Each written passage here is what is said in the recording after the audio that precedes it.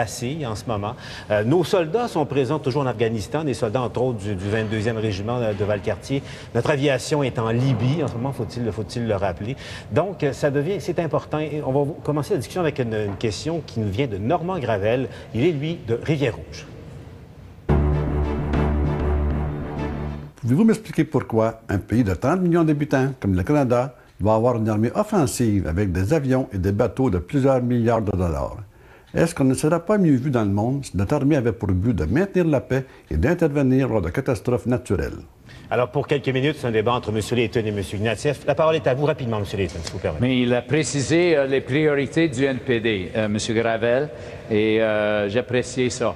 C'est les efforts pour promouvoir la paix et de répondre aux désastres naturels partout dans le monde et ici au Canada, et de protéger notre souveraineté aussi, c'est la troisième. Ce sont les trois principes qu'on met de l'avance dans ce dossier-là. Et c'est le temps d'avoir une grande discussion parce que maintenant, on a les deux anciens partis appuient un engagement en Afghanistan qui continue, et des avions de chasse, toutes sortes de dépenses qui ne correspondent pas aux priorités précisées par M. Gravel. M. Gravel, l'armée canadienne ne doit jamais être utilisée à l'extérieur sans l'autorisation de l'ONU. Jamais pour la conquête ou pour l'occupation, mais seulement pour la prévention des catastrophes, prévention de la épuration ethnique, par exemple, et pour les massacres des dictateurs sur la population civile. Moi, je suis en désaccord respectueux avec votre point de vue et le point de vue de M. Layton. Nous devons défendre notre souveraineté, mais nous devons avoir aussi la capacité de défendre les civils qui sont menacés de massacres et d'épuration ethnique. Je crois que c'est un rôle important pour les forces canadiennes. Je suis très fier de la réputation, par exemple, du 22e régiment à Valcartier. Toutes ces traditions militaires sont très importantes pour nous. Pas pour promouvoir la guerre, mais au lieu de ça, de maintenir la paix dans le monde. Mais pour maintenir la paix dans le monde, il faut une capacité militaire sérieuse. Des fois, c'est essentiel, mais je parle des priorités, M. Ignatieff. Et une chose qu'on doit soulever dans ce débat-là, c'est la situation de nos anciens combattants. Et soit dans l'époque des libéraux ou dans l'époque présente de M. Harper, nos anciens combattants ont été laissés tomber. On a l'ombudsman qui a parlé de ça, qui a attaqué l'attitude du gouvernement actuel envers les anciens combattants qui souffrent, leurs familles souffrent, et on n'a pas eu de l'action à la part du gouvernement Harper. Le NPD a s'engagé à les aider avec les mesures très concrètes. C'est une façon de démontrer d'une façon actuelle et réelle notre appui pour nos troupes.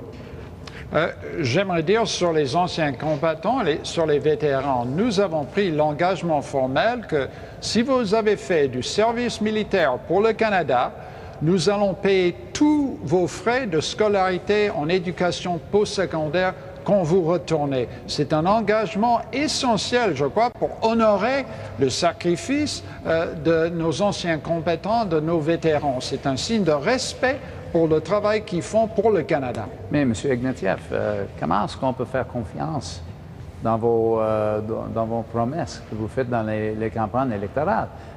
Vous brisez ces promesses tout le temps.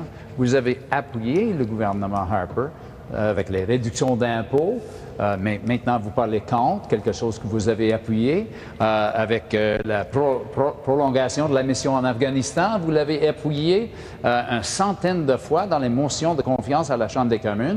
Vous l'avez appuyé. Vous dites maintenant vous s'opposez à ces politiques, mais c'est pas crédible. Vous êtes le meilleur ami de M. Harper. En fait, si on examine les votes à la Chambre. Montrez un peu de respect pour vos opposants. Montrez un peu de respect. Vous avez appuyé le gouvernement Harper par moment. Moi, j'ai appuyé le gouvernement Harper. Et on a accompli quelque chose pour les chômeurs. On l'a fait. À côté la partisanerie. Oui, j'ai appuyé la mission en Afghanistan avec fierté, parce que c'était pour protéger les civils, pour ancrer la démocratie.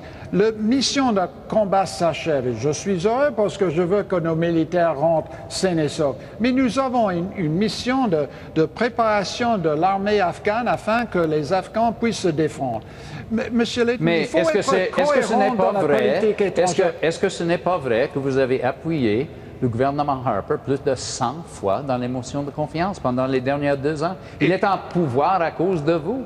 M. Gravel a posé des questions sérieuses sur le rôle du Canada dans le monde. C'est ça qui est pertinent pour le moment. Moi, je suis pour un gouvernement qui fait la promotion, par exemple, de la démocratie et les droits de l'homme à l'extérieur, qui essaie de travailler avec les pays pauvres pour les monter en voie de développement. Ce sont là les préoccupations essentielles d'un bon gouvernement libéral. Pas de réponse à ma question. Il faut avoir une cohérence